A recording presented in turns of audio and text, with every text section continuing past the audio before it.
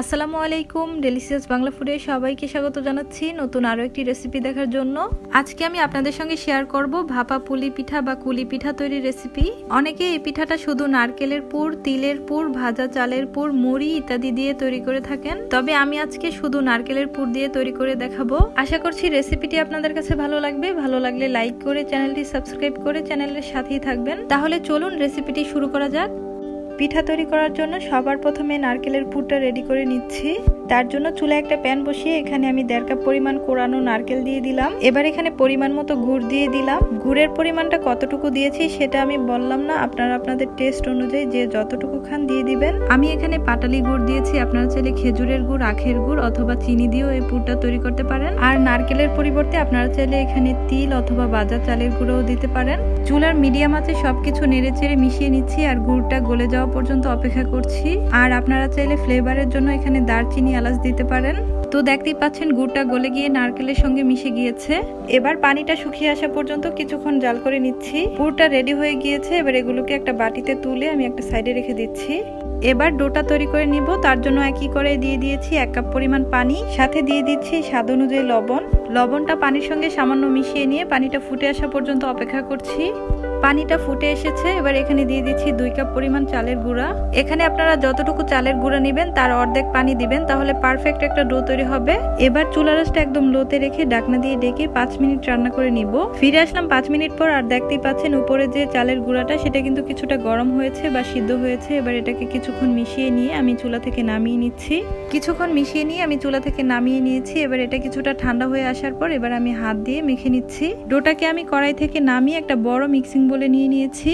এবার খুব ভালো করে মেখে নিচ্ছি যতক্ষণ না স্মুথ একটা ডো তৈরি হচ্ছে। ডো এর মধ্যে যাতে কোনো ধরনের লাম্পস না থাকে সেই দিকটা আপনারা অবশ্যই খেয়াল রাখবেন। বেশ কিছুক্ষণ মথে নিয়েছি। দেখতেই পাচ্ছেন ডোটা কিন্তু স্মুথ হয়েছে আর হাতেও লেগে লেগে আসছে না।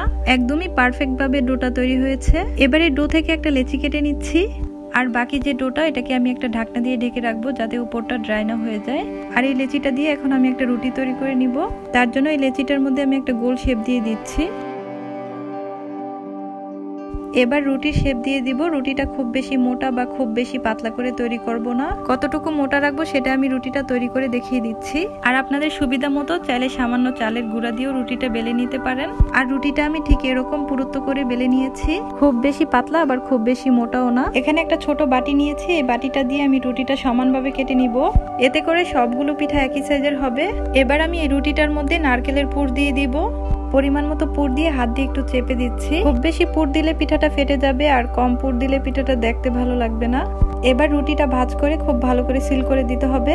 হাত দিয়ে চেপে খুব ভালো করে পিঠাটা সিল করে দিচ্ছি যাতে পিঠাটা বাপে দেওয়ার পর খুলে না যায়।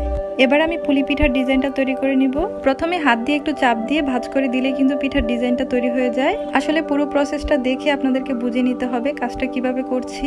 আপনারা চাইলে আপনাদের পছন্দ মতো যে কোনো ডিজাইন তৈরি করে নিতে পারেন, তবে এই ডিজাইনটাও কিন্তু একদমই সহজ, আপনারা একটু খেয়াল করলেই বুঝতে পারবেন। তো দেখতেই পাচ্ছেন এই পিঠাটা কিন্তু তৈরি করা হয়ে গিয়েছে। একইভাবে আমি সবগুলো পিঠা তৈরি করে নিব।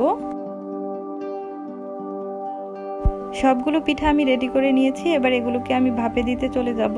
তার জন্য আগে থেকে আমি চুলায় একটা হাঁড়ি বসিয়ে পানি ফুটিয়ে নিয়েছি। তারপর এরকম একটা ছাঁকনি বসিয়ে দিয়েছি। এবার এর মধ্যে আমি সবগুলো পিঠা দিয়ে দিব। যেহেতু আমার স্টিমার নেই তাই আমি এরকম ছাঁকনির উপরেই পিঠাগুলো ভাপ দিয়ে নিব। আপনাদের যদি স্টিমার থাকে তাহলে আপনার স্টিমারে পিঠাগুলো ভাপ দিয়ে নিবেন, অথবা যে কোনো ছাঁকনিতে করেও কিন্তু পিঠাগুলো ভাপ দিতে পারবেন। এবার একটা ঢাকনা দিয়ে ঢেকে পিঠাগুলো ভাপ দিয়ে নিব। যেহেতু আমার ছাঁকনির পাশ দিয়ে ভাপ অনেকটাই বের হয়ে যায় তাই আমার সময়টা একটু বেশিই লাগবে। ফিরে আসলাম কিছুক্ষণ পর আর এর মধ্যে কিন্তু পিঠাগুলো সিদ্ধ হয়ে গিয়েছে। এবার আমি পিঠাগুলো চুলা থেকে নামিয়ে পরিবেশন করে নিচ্ছি। তো এই তো তৈরি করে ফেললাম ভীষণ মজাদার পুলি পিঠা রেসিপি। এই পিঠাটা গরম গরম খেতেই কিন্তু বেশি ভালো লাগে। তো আশা করছি আজকের রেসিপি আপনাদের কাছে ভালো লেগেছে। ভালো লাগলে অবশ্যই লাইক, কমেন্ট এবং বেশি বেশি শেয়ার করবেন। চ্যানেলে নতুন হলে চ্যানেলটি সাবস্ক্রাইব করে চ্যানেলের সাথেই থাকবেন। আজকে এখানেই বিদায় নিচ্ছি। আল্লাহ হাফেজ।